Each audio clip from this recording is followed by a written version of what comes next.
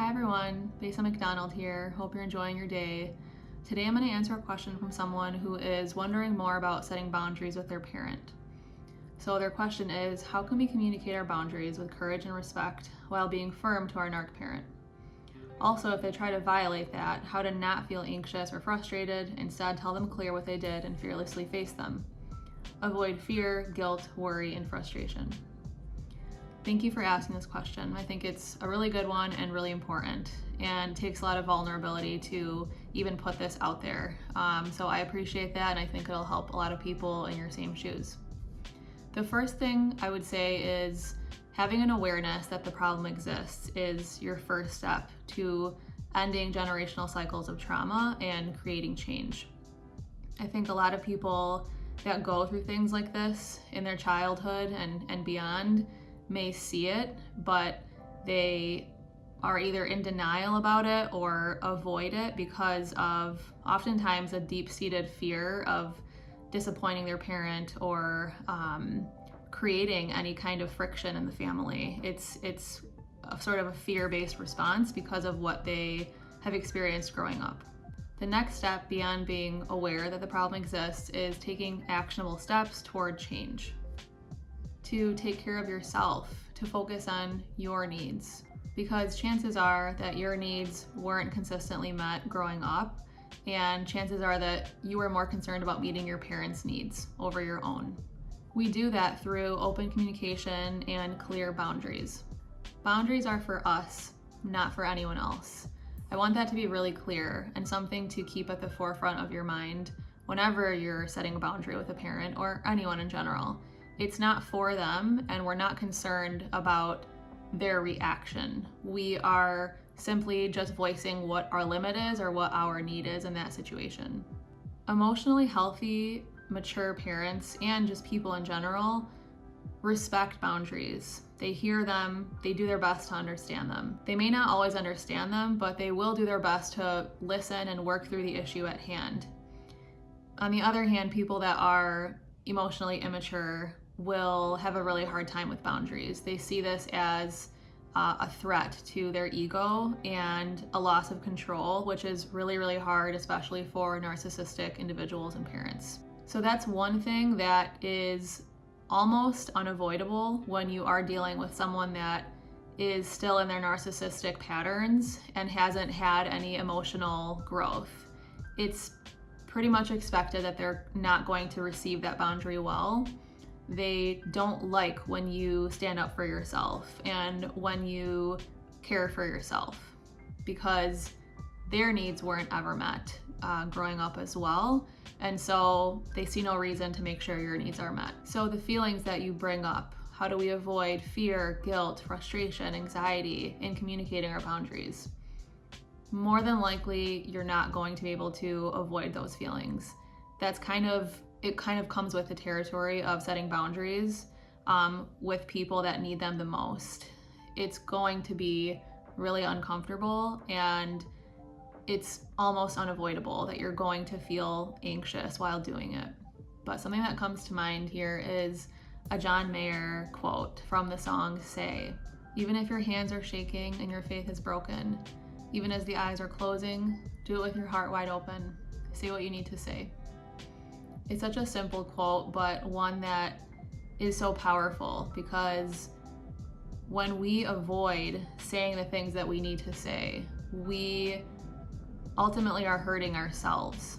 We aren't caring for ourselves, and we are continuing those patterns that we grew up with, where we put others before ourselves over and over and over again, not to your fault at all, but that's kind of continuing that pattern. When we don't take responsibility and ownership for our own feelings and our own needs, those toxic patterns continue. So instead of thinking about how do I avoid the feelings that come with setting boundaries, think more about the fact that this is necessary to say because I'm taking care of myself by doing this. The old saying, "this too shall pass," is a really good reminder when you're in these moments. So before you go and share a boundary with your parent, when you're feeling these anxious feelings coming up, that's when you can just take some deep breaths, tell yourself this too shall pass, and move forward with bravery. You need to be brave in order to make progress in your own life. The other thing you brought up here is, how do we move forward if they continue to violate our boundaries or our needs? And I think this is a really important place to just stop and reflect on. If someone we love, our parent or partner or friend, continuously shows us that they don't care about our well-being, they continuously make you feel small or unwanted or just not important, that's a sign for you that you need to create space between you and that person in order to take care of your needs. So having that space, I think even just the word space really scares some people that are born into narcissistic families.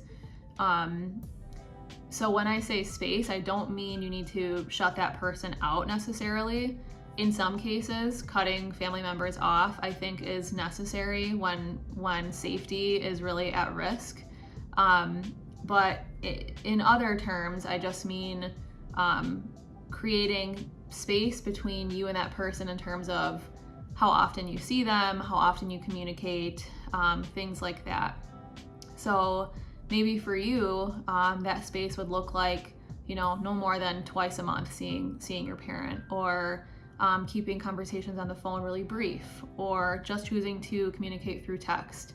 It can look different for different families, but another thing to that is it may not be forever, right, that you create that space. It may be more temporary while you're doing your own healing, and perhaps that's what your parent needs as well, to see, this is the impact of the choices that I've made as a parent.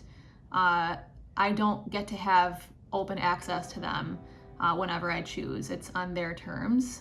That's kind of the outcome sometimes of narcissistic parenting.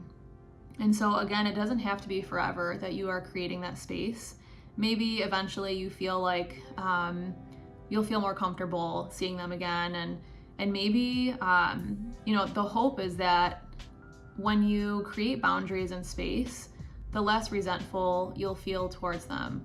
So when they do, sort of cross a boundary or upset you, it won't feel as all-consuming, because you know that you are creating those necessary boundaries and space.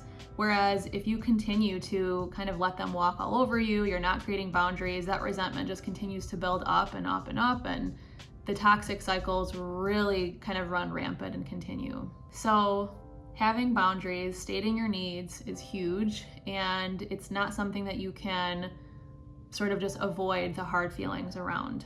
It's just something that you have to practice continually doing.